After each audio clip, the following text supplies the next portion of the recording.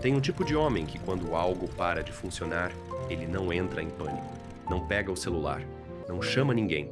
Ele simplesmente agacha, olha de perto, passa a mão e a cara dele muda. Não é tensão, não é pressa, é concentração pura. O tipo de concentração que você só vê em alguém que já esteve naquele lugar antes. E aqui vai o ponto que importa. O que está acontecendo naquele momento vai muito além de um objeto com defeito. Você conhece esse cara. Pode ser seu pai, seu avô, seu vizinho. O cara que, quando você bate na porta com um problema, ele já tem a ferramenta na mão antes de você terminar de explicar. Aquele que improvisa uma solução com arame e resolve o que o técnico disse que era impossível. No Brasil, especialmente, esse tipo é comum.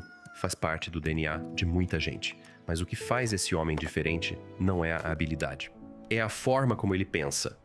Quando um homem aprende a resolver problemas reais, complexos, imprevisíveis, problemas que não cedem fácil, algo muda na arquitetura mental dele.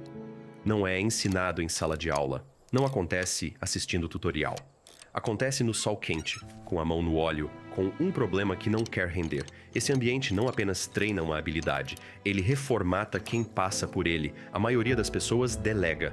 Algo quebra, alguém resolve, algo falha, alguém explica. Não tem julgamento nisso, mas quem decide encarar sozinho tomou uma decisão diferente, consciente ou não. E essa decisão muda tudo. Dificuldade deixa de ser sinal de parada, vira sinal de começo. Agora, o que vou te mostrar aqui não é sobre consertar coisas, é sobre como esse jeito de estar no mundo, essa forma de existir perto de um problema sem abandoná-lo, constrói um tipo de homem que é cada vez mais raro. Um homem que tem certeza de si não porque acredita em si mesmo, mas porque já viu a si mesmo resolver o impossível. E vou contar isso através da psicologia, da história de como esses caras realmente pensam, de onde vem aquela calma, daquela desconfiança em relação a quem fala com autoridade sobre o que nunca tocou, de como isso molda a relação dele com o poder, com a incerteza, com o próprio sofrimento. Se você se reconhece nisso, ou conhece alguém que é assim, deixa um like no vídeo, porque o que vem agora vai fazer bastante sentido. Vamos lá. Quando esse homem analisa um problema pelo tato, pelo ouvido, pelo cheiro, ele não está apenas coletando dados. Está construindo um mapa mental de algo que não dá para ver. Está cruzando o barulho diferente do motor com a última vez que aquilo falhou, com a sensação na mão ao apertar o parafuso, com algo que não tem nome, mas que ele reconhece. Pesquisadores chamam isso de cognição corporificada. O conhecimento não vive em palavras, vive no corpo. Pergunta para o mecânico velho da esquina como ele soube que o problema era no câmbio antes de ligar o carro. Ele vai coçar a cabeça. Talvez diga, não sei explicar, mas era ali. Ele não está sendo impreciso. Está sendo completamente honesto sobre um tipo de saber que a linguagem não alcança. Foi construído por tentativa, por erro, pelo silêncio particular que vem depois que algo que estava quebrado volta a funcionar. Mas aqui está a parte que ninguém fala. Quase nenhum desses homens chegou aqui sozinho. Teve alguém antes. Um pai na garagem que não explicava, mas mostrava. Um avó no sítio que colocava a ferramenta na mão e ficava do lado esperando. Um mais velho que transmitia menos informação técnica e mais uma postura. A postura que diz, você fica aqui até resolver. Não havia apostila, não havia método. O que passava de um para outro não era conteúdo. Era uma relação com a dificuldade, uma forma de existir perto de um problema sem abandoná-lo. É por isso que essa competência vira identidade. Quando você aprende algo dentro de uma relação, aquilo carrega peso emocional que nenhuma plataforma de ensino consegue replicar. O primeiro problema que um homem resolveu com as próprias mãos fica gravado com uma nitidez biográfica, não pela complexidade, mas por quem estava ali, pelo que aquilo disse sobre ele.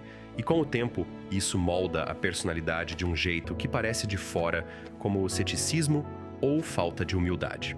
Homens que resolvem problemas com as mãos desenvolvem uma desconfiança natural em relação a quem fala com autoridade sobre o que nunca tocou. Eles já viram o especialista errar, já seguiram a instrução correta e o resultado foi errado. Já dependeram só do próprio julgamento e deu certo, e repetem isso por anos. O que sobra é uma convicção simples. Experiência direta vale mais que opinião de quem não esteve lá. Isso não é arrogância. É uma forma de conhecer o mundo, construída no espaço, entre o que disseram que era verdade e o que era verdade de fato. Tem mais uma coisa que o trabalho manual ensina: respeito pelo processo. Não dá para apressar o que tem sequência. Não dá para pular a etapa que parece burocrática, mas existe por uma razão física. Quem tenta atalhar descobre que o problema volta maior. Quem aprende isso no concreto carrega o aprendizado para tudo. Quem aprende cedo, que problema cede à persistência. Que o mundo responde à atenção cuidadosa. Que competência está disponível para quem não desiste? Desenvolveu o que a psicologia chama de locus de controle interno.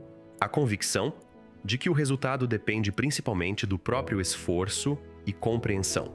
Não da sorte, não de quem te favorece. Essa convicção muda tudo.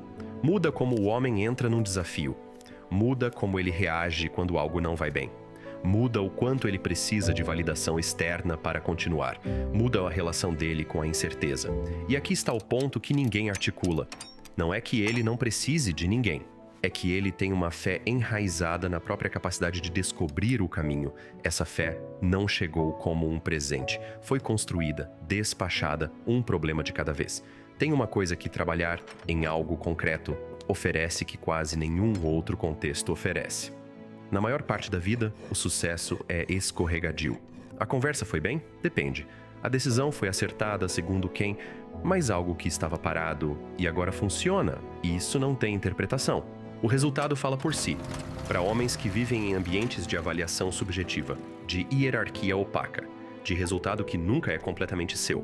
Esse tipo de clareza não é apenas satisfatório, é necessário. É por isso que o homem sobrecarregado nem sempre fala. Ele vai consertar algo. Encontra um problema com bordas definidas e solução possível. Reconstrói em escala menor a experiência de controle e competência que a semana foi retirando dele. O que parece escapismo é, na verdade, uma forma de se reorganizar. O que parece fugir do problema real é, na verdade, recarregar o que precisa para enfrentá-lo. Porque quando você passa a vida inteira pressionado por avaliações que não faz sentido, por métricas que não capuram o que você realmente é, por um sistema que nunca te dá a certeza de que você fez certo, você precisa daquele espaço onde ninguém negocia, onde você coloca a mão no problema e o problema te responde diretamente. Agora, há um problema crescente acontecendo. Os dados mostram que mais de 3 a 4 dos jovens homens que estão mal psicologicamente não procuram ajuda. Não acreditam que precisam. Estão mais isolados do que qualquer geração anterior.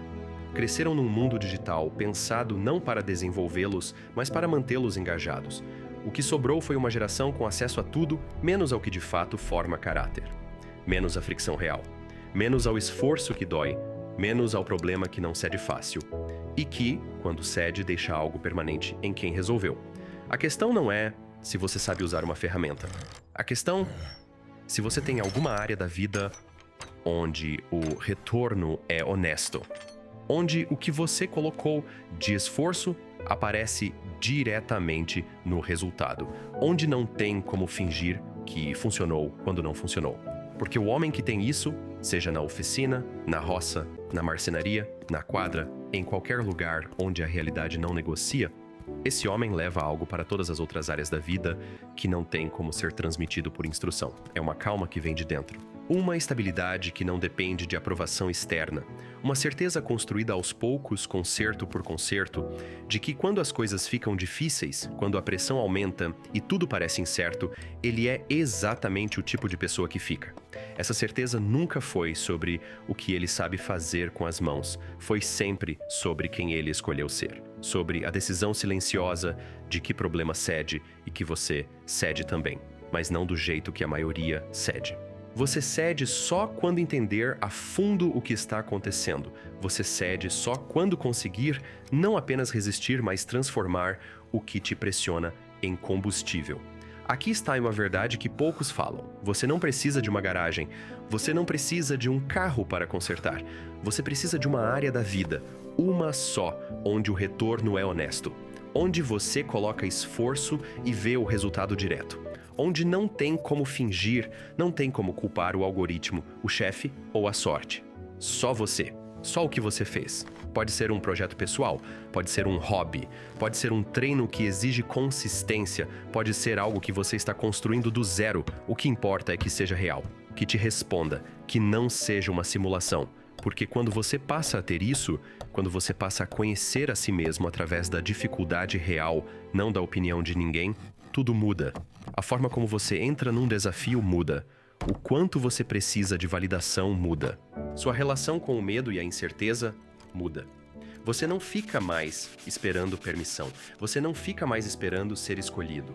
Você passa a saber, na profundidade do corpo, que quando as coisas ficam pesadas, você é exatamente o tipo de pessoa que fica. Se isso ressoou com você, deixa um like no vídeo. Compartilha com alguém que precisa entender isso. E nos comentários me diz, qual é a sua área? Onde é que você tem essa experiência de retorno honesto? Porque quando você passa a viver em contato com a realidade que não negocia, você já não é mais o mesmo. Você virou outra coisa. Virou alguém que sabe